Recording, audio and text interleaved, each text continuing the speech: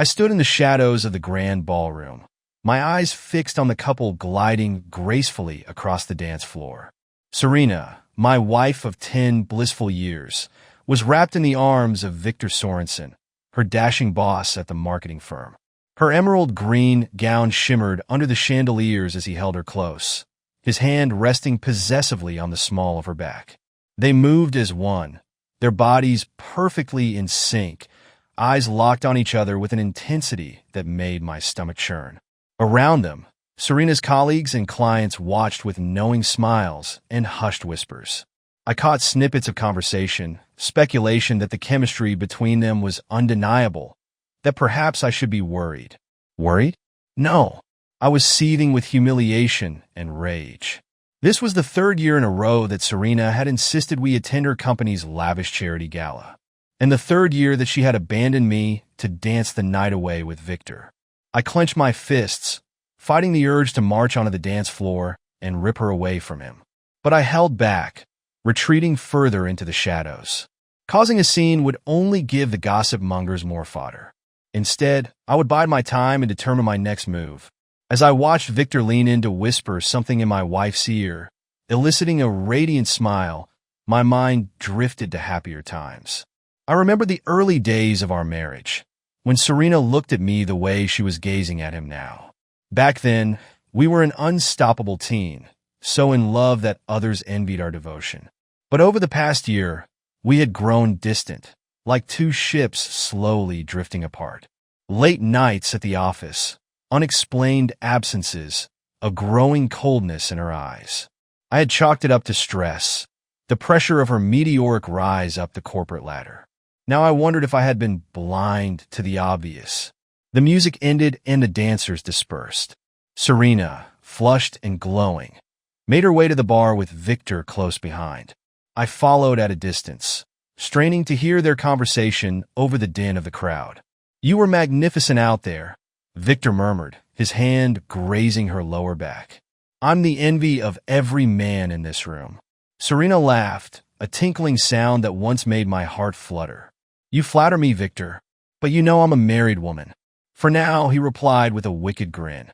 "But we both know that's just a temporary obstacle." I froze, my blood running cold. Did I hear that right? Were they actually plotting to destroy our marriage? Dizzy with shock and fury, I stumbled back, colliding with a waiter carrying a tray of champagne flutes. The glasses shattered on the marble floor, drawing startled gasps from the crowd. Serena whirled around, her eyes widening as they met mine. For a moment, she looked stricken, guilt etched across her lovely face. But then Victor placed a hand on her arm, and she quickly composed herself, her expression hardening into a mask of cool indifference. "Darling, are you all right?" she asked, her voice dripping with false concern. "You look pale. Perhaps we should head home." I opened my mouth to respond, but no words came. The betrayal, the blatant lies, the casual cruelty of it all. It was too much to process. Shaking my head, I turned and pushed my way through the throng of curious onlookers, desperate to escape the suffocating ballroom. Outside, the cool night air hit my face, clearing the fog from my brain. I gulped deep breaths as I paced the sidewalk, my mind reeling. How could she do this to me, to our family? What about our daughter Lily, only 8 years old and utterly adoring of her mother? Did Serena even consider the devastation this would cause? Devastation. The word echoed in my head, taunting me. No, I would not let them destroy me, destroy everything I had worked so hard to build. If Serena wanted to throw away our life together, she would not do it on her terms.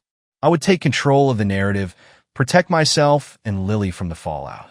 With shaking hands, I pulled out my phone and dialed the number of an old friend from law school, now a high-powered divorce attorney. "Hey, Matt, it's Nate," I said when he picked up, my voice sounding strange to my own ears. "I need your help. My wife, she's having an affair with her boss. I want to file for divorce." There was a beat of silence on the other end of the line. Then Matt let out a low whistle. "Damn, Nate. I'm so sorry. That's rough, man. Listen, come by my office first thing Monday morning, and we'll get the ball rolling. I'll make sure you and Lily are protected." "Thanks, Matt," I managed, relief flooding through me. I knew I could count on you. Ending the call, I squared my shoulders and turned to face the hotel, its windows glowing with warm light. Inside, Serena was probably searching for me, ready to spin more lies. But I was done being played for a fool. As I walked to my car, a plan began to take shape in my mind. I would play the dutiful husband a little longer, gather evidence of Serena's betrayal. Then I would strike hard and fast, blindsiding her with divorce papers and a custody battle she wouldn't see coming. Victor may have stolen my wife, but he would not steal my daughter or my dignity. I would make them pay for their treachery, no matter the cost. And when the dust settled, I would be the one left standing, ready to rebuild my shattered life into something stronger. I slid behind the wheel and pulled out onto the empty street. The war had begun, and I would not rest until I emerged victorious. The drive home was a blur, my mind consumed with visions of Serena and Victor locked in a passionate embrace. I barely registered the familiar streets and landmarks as I navigated on autopilot, my knuckles white against the steering wheel. By the time I pulled into our driveway, my heart was pounding and my palms were slick with sweat. I sat in the car for a long moment, staring at the facade of our beautiful colonial home. Just yesterday, it had been a symbol of our shared success, the embodiment of the American dream. Now it felt like a hollow mockery, a lie built on a foundation of deceit. Taking a deep breath, I stepped out of the car and made my way up the front walk. As I reached for the doorknob, I hesitated, struck by a sudden wave of dread. What if Serena was already inside, waiting to confront me about my abrupt departure from the gala? Was I ready to face her, to pretend that everything was fine while my world crumbled around me? Steeling myself, I pushed open the door and stepped into the foyer. The house was dark and silent, save for the soft ticking of the grandfather clock in the living room. I flicked on the lights and glanced around, half expecting Serena to materialize from the shadows. But she was nowhere to be seen. Her coat and purse were missing from their usual spot by the door, and her keys were gone from the dish on the console table. A quick check of the garage confirmed that her car was still gone. Relief washed over me, followed quickly by a pang of anger. Of course, she wasn't home. She was probably out with Victor, celebrating their victory over the poor, clueless husband. I climbed the stairs to our bedroom, my footsteps heavy with exhaustion and despair. The room was exactly as I had left it that morning, the bed neatly made and Serena's vanity table arranged with her usual clutter of cosmetics and perfume bottles. But now everything looked different, tainted by the knowledge of her betrayal. I sank onto the edge of the bed, my head in my hands. How had it come to this? What had I done to drive her into the arms of another man? I thought back over our years together, searching for clues, for signs that I had missed. But all I could see was a montage of happy memories. Our wedding day, the birth of our daughter, lazy Sunday mornings spent lounging in bed. Had it all been a lie? Or had Serena simply grown bored with our life? With me? The thought made my stomach twist with a mixture of sadness and rage. I don't know how long I sat there, lost in my own dark thoughts. But eventually, I heard the front door open and close, followed by the sound of Serena's heels clicking on the hardwood floor. I rose to my feet, my heart hammering in my chest.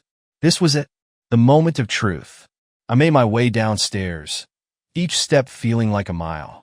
Serena was in the kitchen, her back to me as she rummaged through the refrigerator. She was still wearing her gown from the gala, the green silk hugging her curves in a way that made my throat tighten. "You're home late," I said, my voice sounding strange to my own ears. Serena jumped, whirling around to face me. For a moment, she looked guilty, her eyes wide and her mouth slack. But then she composed herself, her lips curving into a practiced smile. "Nate, you startled me," she said, her voice honey-sweet. "I was just getting a drink. It was such a long night, and I'm parched." I watched as she filled a glass with water from the tap, her hands shaking slightly. She took a long sip, her eyes never leaving mine. "You left the gala early," she said, setting the glass down on the counter. "Is everything okay?" I almost laughed at the absurdity of the question. Was everything okay? No, everything was most definitely not okay. But I couldn't let her see that, not yet. I wasn't feeling well, I lied, my voice steady. Too much champagne, I think. Serena nodded, her expression sympathetic. I'm sorry, darling. I should have checked on you. I got caught up in conversation with some clients and lost track of time. Client. Right. More like one particular client. One who couldn't keep his hands off my wife. I forced a smile, my jaw aching with the effort. It's fine. I know how important these events are for your career. Serena's shoulders relaxed, and she took a step towards me, her hand outstretched. You're so understanding, Nate. I don't know what I did to deserve you. I recoiled from her touch, unable to bear the thought of her hands on me, not after where they had been. Serena frowned, hurt flashing in her eyes. Nate, what's wrong? She asked, her voice trembling. Did I do something to upset you? Yes, I wanted to scream. Yes, you did something. You betrayed me, betrayed our family. You threw away everything we had for a cheap thrill with your boss. But I bit back the words, swallowing them like bitter poison. No, of course not, I said, my voice sounding hollow even to my own ears. I'm just tired. It's been a long day. Serena studied me for a long moment, her eyes searching mine. I could see the wheels turning in her head, trying to gauge my mood, to determine how much I knew. Finally, she nodded, her shoulders slumping in defeat. Okay, let's go to bed then. We could talk more in the morning. I followed her upstairs, my feet heavy with dread. As we climbed into bed, Serena reached for me, her hands sliding across my chest. I flinched away, mumbling something about not feeling well. Serena sighed, rolling onto her side to face away from me. Good night, Nate, she whispered, her voice small and sad. I lay awake for hours, staring at the ceiling as Serena slept beside me. My mind raced with 1,000 questions, 1,000 doubts. How long had the affair been going on? Did anyone else know? What would happen to Lily if we divorced? As the first rays of dawn crept through the curtains, I finally drifted off into a fitful sleep. My dreams haunted by visions of Serena and Victor, their bodies entwined in a lover's embrace. The next morning, I awoke to an empty bed and a note on Serena's pillow. Went for a run, it read, "Be back soon." I crumpled the note in my fist, anger surging through me. A run, my ass. More like a rendezvous with her lover. I showered and dressed quickly, my mind churning with plans. I needed evidence, proof of Serena's infidelity. I couldn't confront her without it, not if I wanted to come out on top in the divorce. I made my way downstairs, my stomach growling with hunger. As I entered the kitchen, I froze, my eyes widening in shock. There, sitting at the breakfast table, was Victor Sorensen, a smug grin on his face. And draped across his lap, wearing nothing but a silk robe, was my wife. "Good morning, Nate," Victor drawled, his hand resting possessively on Serena's thigh. "Care to join us for breakfast?" I stood frozen in the doorway, my heart pounding in my ears as I took in the sickening scene before me. Serena was nestled on Victor's lap, her robe hanging open to reveal a tantalizing glimpse of bare skin.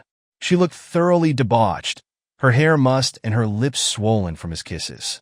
"You bastard," I growled, my hands curling in a fist at my sides. "Get your filthy hands off my wife." Victor threw back his head and laughed, the sound like nails on a chalkboard. "Your wife? I'm afraid you're mistaken, old man. Serena belongs to me now." He punctuated the statement by trailing his fingers along the curve of Serena's neck, making her shiver. She didn't pull away or protest. Instead, she gazed up at him with open adoration, like a lovesick teenager. White-hot rage lanced through me at the sight. This was my home, my life they were so carelessly violating. I wanted nothing more than to lunge across the room and pummel Victor's smug face into a bloody pulp. But I held myself in check, my jaw clenched so tightly I thought my teeth might shatter.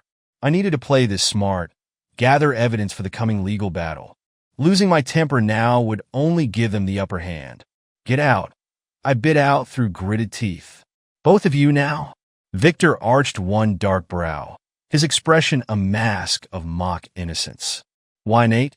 Is that any way to treat your guests? We were simply enjoying a cozy breakfast together. This is my house." I exploded, slamming my fist down on the counter hard enough to rattle the dishes. You have no right to be here, especially not with her. I jabbed an accusing finger at Serena, who flinched as if I had struck her. For the first time since entering the kitchen, a flicker of guilt crossed her beautiful features. Nate, please, she began, her voice trembling. Let me explain. Explain what? I spat. That you've been screwing your boss behind my back? That you've made a complete mockery of our marriage vows? Serena opened her mouth, then closed it again, her eyes filling with tears. Victor, damn him, looked utterly unruffled, like a king surveying his kingdom. There's no need for hysterics, Nate, he said in that same infuriatingly calm tone. Serena and I are in love. Surely you can understand that. You're not a fool.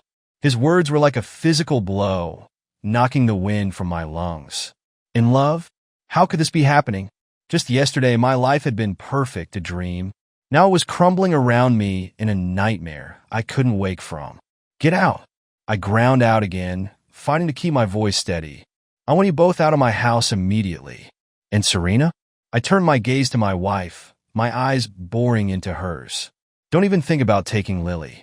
She's my daughter too, and I'll fight you every step of the way. A muscle ticked in Victor's jaw, the first crack in his unflappable facade. Clearly, the thought of being separated from Serena's child hadn't occurred to him. Good. Let the bastard squirm. You can't do that, Serena protested, her voice rising in panic. Lily is my daughter. You can't take her from me. Watch me, I snarled. I'm not going to let you two ruin her life with your sordid little affair. Now get the hell out before I call the police. For a long, tense moment, no one moved. Then, slowly, Victor rose from his chair, dislodging Serena from his lap. She scrambled to her feet, clutching the robe closed over her body. This isn't over, Victor said, his voice low and dangerous. You're going to regret this, Nate. Mark my words. I didn't respond, didn't even look at him. I simply stood there, fists clenched, as he strode from the room, Serena trailing miserably behind him. Only when I heard the front door slam did I allow myself to exhale, my shoulders sagging with the release of tension. I sank into the nearest chair, my legs suddenly weak and rubbery. It was done. I had taken the first step, asserted my dominance over the situation. But as I sat there alone in the kitchen that had once been the heart of my happy home, I couldn't help but wonder at what cost my small victory had come. Serena was gone, swept up in the intoxicating spell of her new lover. And Lily, my sweet, innocent little girl, and how would I begin to explain this nightmare to her? How could I protect her from the fallout of her mother's actions? Resolve settled over me like a heavy cloak. No matter what it took, I would fight for my daughter's well-being. I would burn my life to the ground if I had to, salt the earth, and rebuild from the ashes. Serena and Victor had declared war, and they had no idea what they were up against. I rose from the chair, my hands steady now, and strode to the hallway closet. From the back, I retrieved a battered metal lockbox, a remnant from my days in the military. Flipping open the lid, I surveyed the contents with grim satisfaction. Inside was everything I would need to wage this battle. A thick manila envelope stuffed with documents, a burner phone, and a snub nose-point .38 revolver, its barrel winking dully in the low light. Gathering up the box, I carried it to my home office and set it on the desk with a dull thud. Then I booted up my computer and began methodically documenting every interaction, every shred of evidence against Serena and her lover. By the time the sun set outside my windows, I had compiled a detailed record, phone logs, emails, banking statements, all pointing to the depths of Serena's deception. I even logged the events of that morning, typing out a meticulous description of walking in on them, of the shock and humiliation that still burned in my gut. As I worked, I could feel the ice creeping through my veins, quenching the raging fire of my emotions. This was war, and I would win it through sheer cold determination. Finally, I leaned back in my chair and cracked my neck, rolling my shoulders to release the tension knotted there. One last thing to do before I could rest. I opened my phone and tapped out a number I had committed to memory long ago, one I never thought I would need to use again. It rang once, twice, before a gruff voice answered. Yeah, Mick, it's Nate Caldwell. I need your help. There was a pause, then a low chuckle. Well, the prodigal son returns. What kind of trouble are you in this time, kid? I smiled grimly, appreciating the familiarity of Mick's gravelly tones.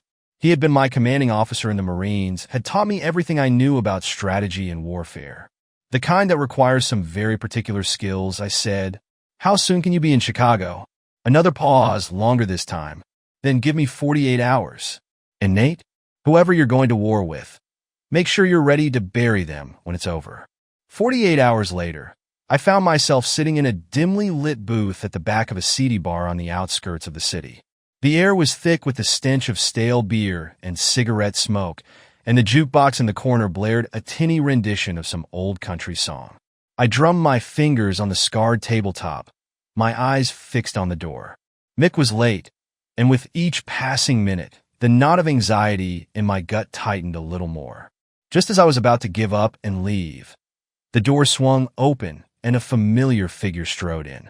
Mick looked much the same as he had the last time I'd seen him, his broad shoulders straining against the fabric of his leather jacket, his salt and pepper hair cropped close to his skull. He spotted me immediately and made his way over, sliding into the booth opposite me with a grunt. "You look like hell, kid," he said by way of greeting, signaling the bartender for a drink. I snorted, taking a sip of my own whiskey. "Feel like it too. Thanks for coming, Mick. I know it was short notice." Mick waved a dismissive hand. "Anything for one of my boys. Now, what's this all about?" "You were pretty vague on the phone." I took a deep breath, steeling myself. "It's my wife. She's been cheating on me with her boss.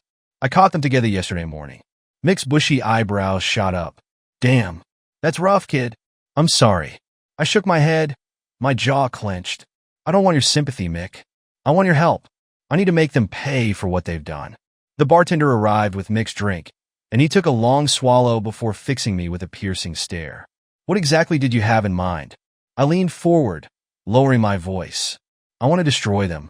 Both of them. I want to take everything they hold dear and grind it into dust."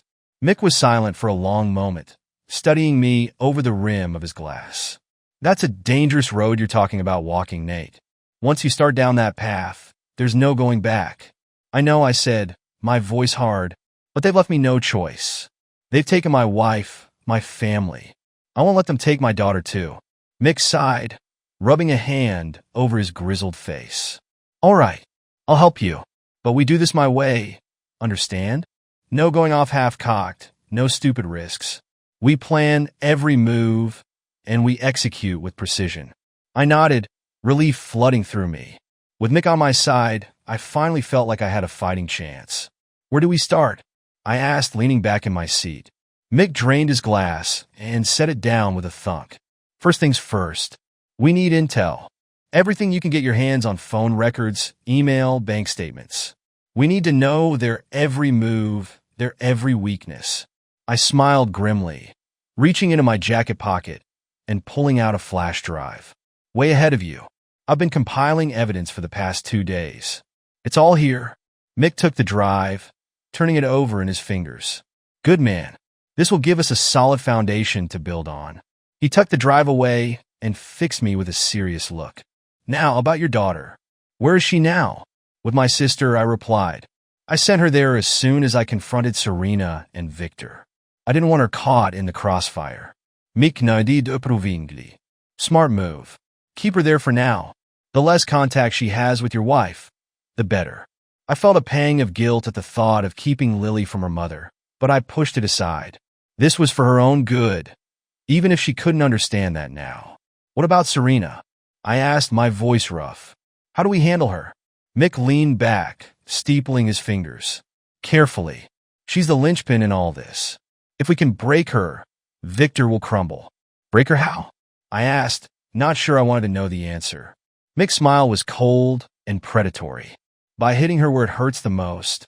Her reputation, her career, her standing in the community. We'll make her a pariah, a laughingstock. By the time we're done, she'll be lucky if she can get a job flipping burgers."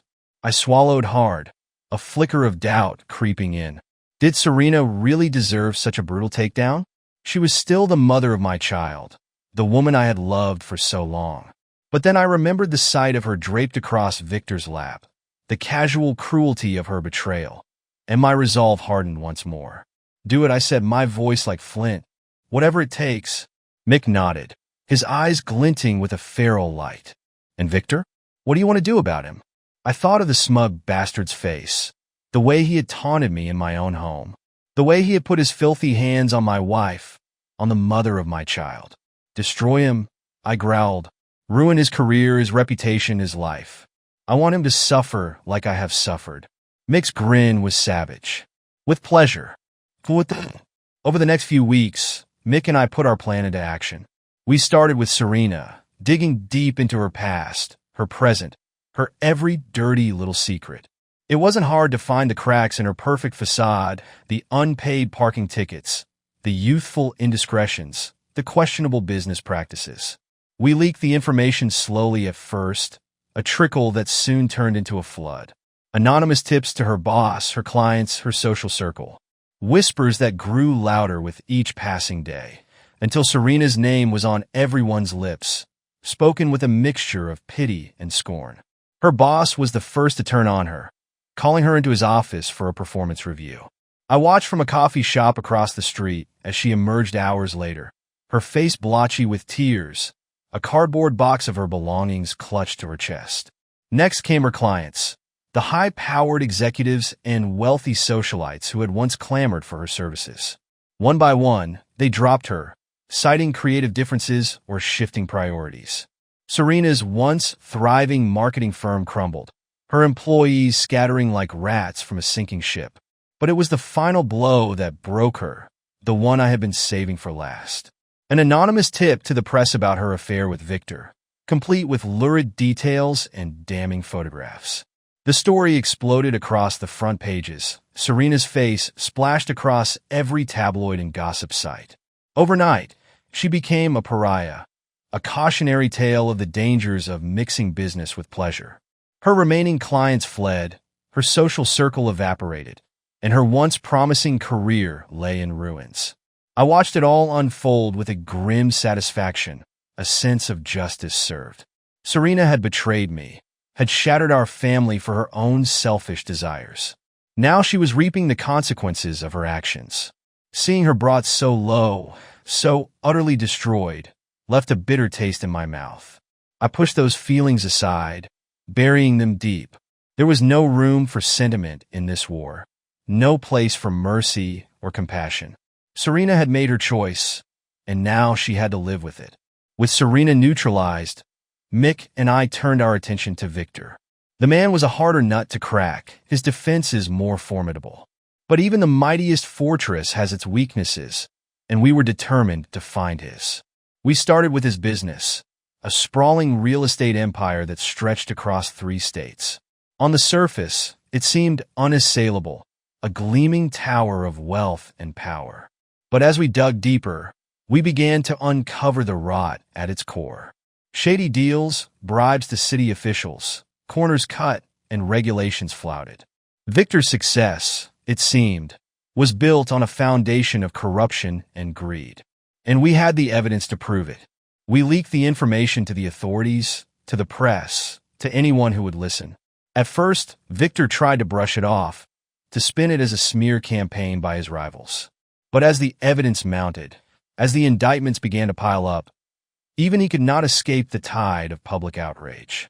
His investors fled, his properties were seized, and his once mighty empire crumbled to dust. In the end, he was left with nothing but the clothes on his back and the bitter taste of defeat. But even that was not enough for me. I wanted Victor to suffer as I had suffered, to feel the same soul-crushing pain and humiliation that he had inflicted on me. And so, with Mick's help, I set in motion the final phase of my plan. A whisper campaign, a series of rumors and innuendos that painted Victor as a monster, a predator who preyed on vulnerable women.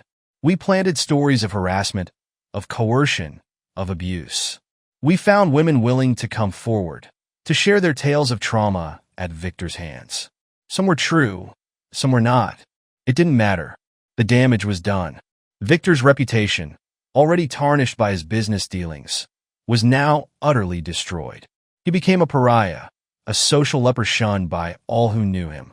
Even his own family turned their backs on him, disgusted by the man he had become. In the end, Victor was left with nothing.